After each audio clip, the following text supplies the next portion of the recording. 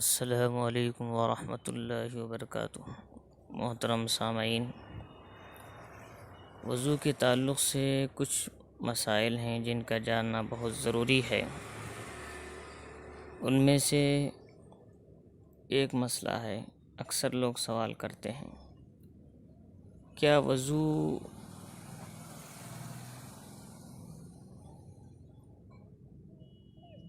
کرتے ہوئے وضو کرنے والے شخص کو اعضائے وضو پر، جیسے ہاتھ ہے، چہرہ ہے، پیر ہے،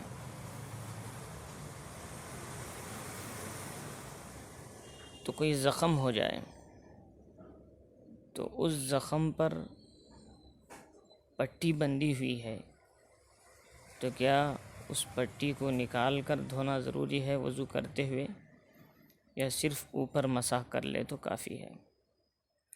حکم یہ ہے کہ اگر اس پر پلاسٹر لگا ہے زخم پر، تو ایسی صورت میں صرف اس پلاسٹر پر کچا ہاتھ سے مسح کر دیں، کافی ہے، دھونے کی ضرورت نہیں۔ لیکن اگر پلاسٹر نہیں لگا ہے، زخم نظر آ رہا ہے، اوپر دوا لگی ہوئی ہے، ایسی صورت میں اگر زخم نقصان دہ نہ ہو تو کچا ہاتھ صرف اس پر پھیر سکتے ہیں۔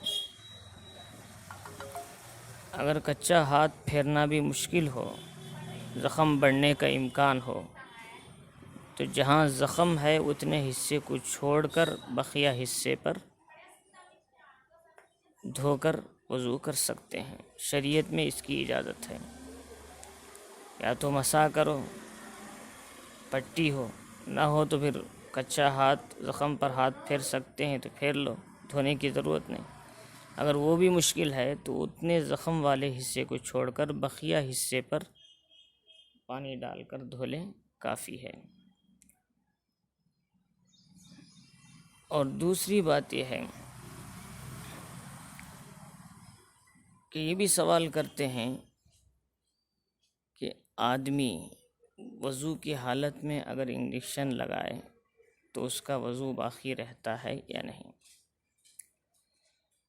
اگر وضو کرنے کے بعد کسی آدمی نے انجیکشن لگایا جسم پر یا گوشت پر، تو جس کی وجہ سے صرف دوا اندر گئی، خون انجیکشن میں باہر نہیں آیا، تو ایسی صورت میں اس کا وضو نہیں ٹوٹا، وہ اسی وضو سے نماز پڑھ سکتا ہے، وضو کے بعد انجیکشن لگانے سے۔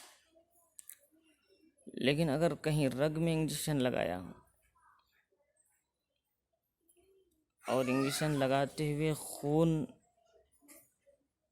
اتنی مقدار میں باہر آیا، اگر جسم کے حصے پر ہوتا تو وہاں سے بہنے لگتا، باہر نکل کر آ جاتا،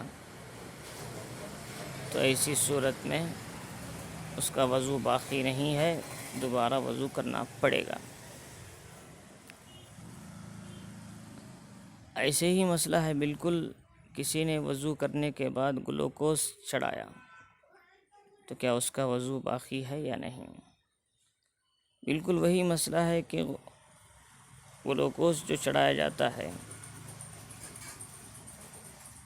اس کے انجیکشن کے ذریعے سے جو گلوکوز پہنچایا جاتا ہے سوئی کے ذریعے سے، اگر اس سے خون باہر نہیں آیا اور نہیں بہا، صرف دوا اندر گئی اور سوئی کو نکال لیا، تو اس وضو سے نماز پڑھنا درست ہے، نیا وضو کرنے کی ضرورت نہیں۔ ایسے ہی ایک مسئلہ ہے نماز کے اندر، یعنی وضو میں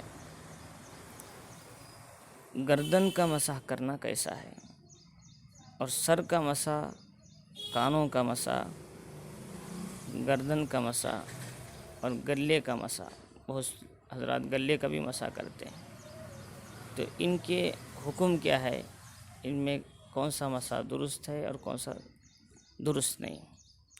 پہلی بات یہ کہ سر کا مسح کرنا قرآن سے بھی ثابت ہے۔ قرآن کے فرضوں میں جو فرائض نماز کے وضو کے بتائے ان میں سے ایک اہم فرض ہے سر کا مسح کرنا، اور پورے سر کا مسح کرنا یہ سنت ہے، اور سر کے ساتھ کانوں کا مسح کرنا بھی ایک سنت ہے۔ کانوں کا مسح ایک سنت ہے، لیکن سر کے ساتھ کانوں کا مسح ملا کر کرنا یہ ایک سنت ہے، اور گردن کا مسح کرنا الٹے ہتھیلی سے، ہتھیلی کے پیچھے حصے سے، یہ مستحب ہے۔ لیکن بعض لوگ گردن کا مسح کرنے کے بعد گلے کا بھی مسح کرتے ہیں، یہ بدعت ہے، نہیں کرنا چاہیے۔